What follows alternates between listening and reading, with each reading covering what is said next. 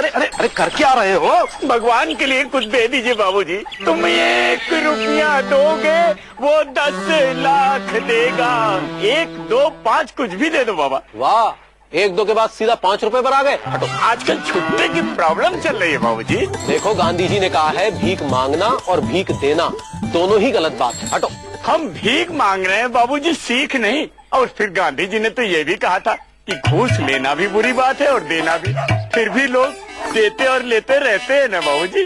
वाह, बड़े समझदार जान पड़ते हो। हाँ, समझदार लोग ही तो आजकल भीख मांग रहे हैं सरकार। हाँ, लेकिन मैं तुम्हें एक भी पैसा नहीं दूंगा। हाँ, लेना है तो ये केला ले लो। तुम 1 केला दोगे वो 10 लाख केले देगा। अरे 10 लाख केलों का मैं क्या करूंगा? वैसे भी मैं जा रहा हूँ गांधी जी की जन्मभूमि गुजरात। गुजरात?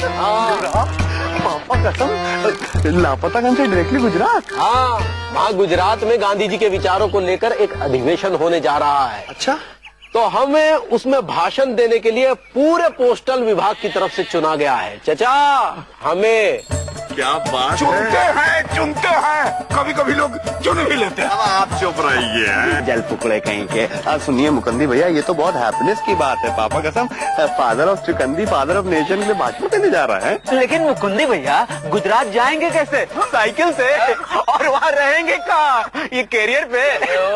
2 दिन का इंतजाम करे होटल में रहने का। अच्छा? और आने जाने का ट्रेन में एसी का किराया दे रहे हैं। जानते हैं एसी का कितना किराया है? कितना? पूरे 2000 रुपए। 2000 रुपीज? क्या पूरी ट्रेन खरीदी है आपने? अबे ये तो सिर्फ जाने जाने का है, आने का अलग से 2000 रुपए। कोई ऐसे वैसे नहीं है, एसी में जा रहे हैं। एसी में दे देते हैं, कभी कभी एसी का किराया भी दे देते हैं लोग। आप गए हैं क्या कभी एसी में? नहीं, हम तो 2nd क्लास में भी नहीं गए हैं मुकुंदी बाबू। अरे हाँ, मालूम है, हमको बताने की जरूरत नहीं है। अरे मुकंदी भैया, पापा कसम, ये गुड न्यूज तो आपको भाभी को देनी चाहिए। अब क्या करे, दे तो दे, लेकिन संकोच हो रहा है। उसे बताएंगे तो पता नहीं वो क्या कहेगी। हाँ मुकंदी भैया, हम समझ सकते हैं। फिर भाभी बोलेंगे कि ए जी, गुजरात तो कभी दिखाए नहीं हो, कम से कम गुजरात भी दिखा दो ना। हाँ, अब हम उसे कैसे समझाएं कि सरकारी काम से जा रहे हैं तो बीवी को साथ कैसे ले जाएं? कुछ लोग समझाने से समझ जाते हैं और कुछ लोग नहीं समझते। वो हमारी तरह आराम से लेटे रहते हैं। अब इंतू को तो मना भी ले, लेकिन खुद को कैसे मनाए? सच पूछो तो उसके बिना जाने का हमारा भी मन नहीं हो रहा है। हम समझ सकते हैं मुकंदी भैया, आप और भाभी वैसे मेट ऑफ ईच अदर है ना। अब ठीक है, आपको अकेले जाना ही पड़ेगा ना मुकंदी भैया। अकेले जाइए ना, समझने की कोशिश कीजिए।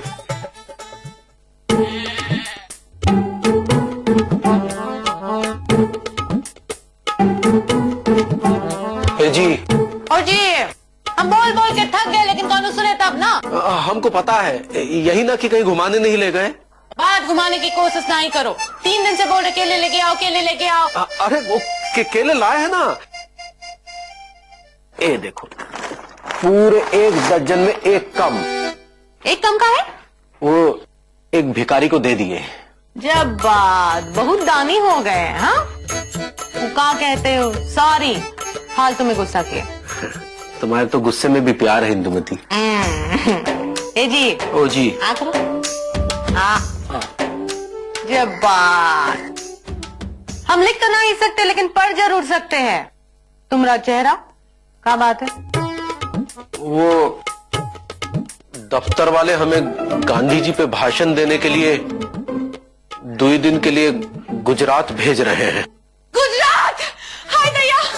ए जी, हम सुने गुजरात बहुत अच्छी जगह है घूमने के लिए। कब जा रहे हैं? अगले हफ्ते जा रहे हैं। लेकिन माँ वो अरे मौसी की तरह काय बात कर रही हो? जल्दी बताओ ना। मौसी की तरह बात नहीं कर रहे हैं। हाँ। सरकारी काम से जा रहे हैं ना। हाँ। तो तुम्हें साथ लेकर नहीं जा सकते।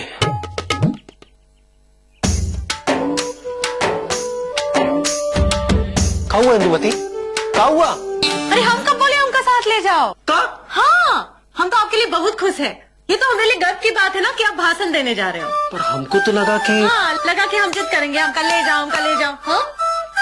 अरे आपका मान सम्मान हो, ये हमारे लिए पूरी दुनिया घूमने के बराबर है।